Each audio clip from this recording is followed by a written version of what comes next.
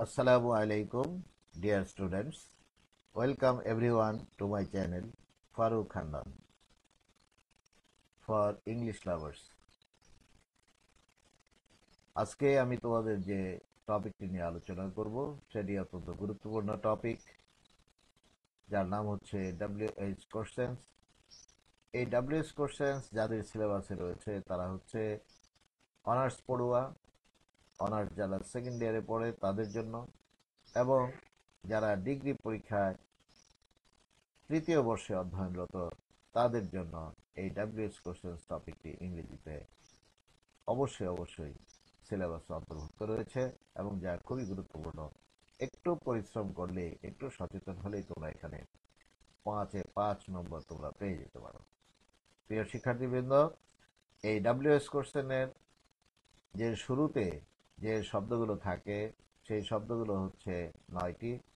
একটি হচ্ছে হু, কে বা কারা; হুম, কাকে বা কাদেরকে; হুজ, কার বা কাদের; হুইচ, কোনটি; হোয়াট, কি; হোয়াই, কেন; হোয়েন, কখন; হোয়ার, কোথায়; হাউ, কিভাবে বা কেমন।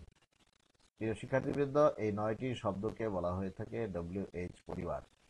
আজকে আমি তোমাদের যে বিষয়টি নিয়ে আলোচনা করব, যে শব্দটি নিয়ে, সেটি হচ্ছে হু, অর্থাৎ হু দ্বারা কখন প্রশ্ন হয়। তোমরা জানো যে সাবজেক্টে একটি বাক্যে অবশ্যই সাবজেক্ট থাকে, এবং এই সাবজেক্ট কখনো ব্যক্তি হতে পারে, আবার কখনো অব্যক্তি হতে পারে বা বস্তুবাচক হতে পারে। সাবজেক্ট যখন ব্যক্তি হবে তখন হু দ্বারা প্রশ্ন হবে। এক্ষেত্রে সাবজেক্ট কখনো সিঙ্গুলার হতে পারে, আবার কখনো প্লুরাল হতে পারে। ডিয়ার স্টুডেন্টস, এখানে এক্সাম্পল দিয়েছি। Columbus discovered America. Who discovered America? The president has resigned. Who has resigned? লক্ষ্য করো, এখানে কলম্বাস হচ্ছে সাবজেক্ট, দ্বিতীয় বাক্যে দ্য প্রেসিডেন্ট হচ্ছে সাবজেক্ট। এই কারণে এই দুটো সাবজেক্টের বদলে হু বসিয়ে দিয়েছি এবং শেষে ফুল স্টপের জায়গায় প্রশ্নবোধক চিহ্ন দিয়েছি। আমাদের কোশ্চেন হয়ে গিয়েছে।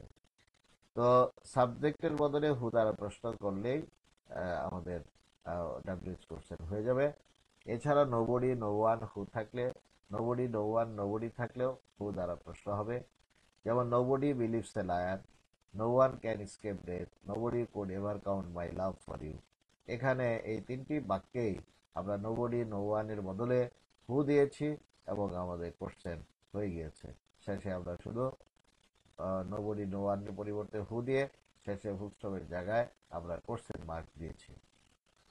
প্রিয় শিক্ষার্থীবৃন্দ, এছাড়াও যেটা হতে পারে, এভরিবডি, এভরিওয়ান যদি থাকে তাহলে সেক্ষেত্রেও আমাদের WH কোশ্চেন করার জন্য হু ব্যবহার করা যেতে পারে। Everybody hates a liar, who hates a liar?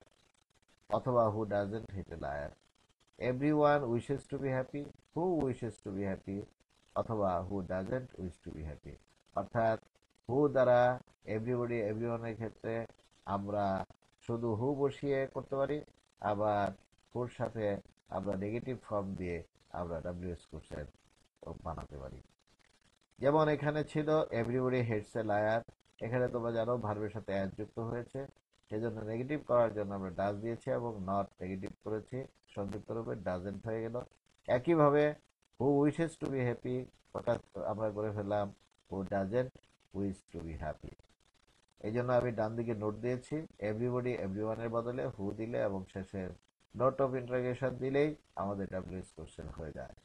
এছাড়া অন্যভাবে করা যায়, এভরিবডি, এভরিওয়ানের বদলে হু দিয়ে নেগেটিভ WH কোশ্চেন করা যায়। প্রিয় শিক্ষার্থীবৃন্দ, এই টপিকটি খুবই গুরুত্বপূর্ণ। আমি শুরুতেই বলেছি, যারা ডিগ্রিতে পড়ো তৃতীয় বর্ষে এবং অনার্স যারা সেকেন্ড ইয়ারে পড়ো তার জন্য খুবই গুরুত্বপূর্ণ একটি টপিক, পরীক্ষায় আসার মতো।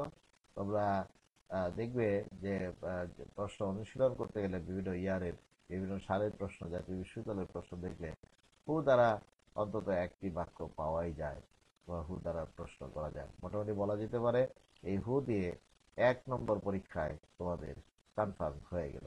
প্রিয় শিক্ষার্থীবৃন্দ, তোমাদের আজকের আলোচনা এই পর্যন্তই থাকবে।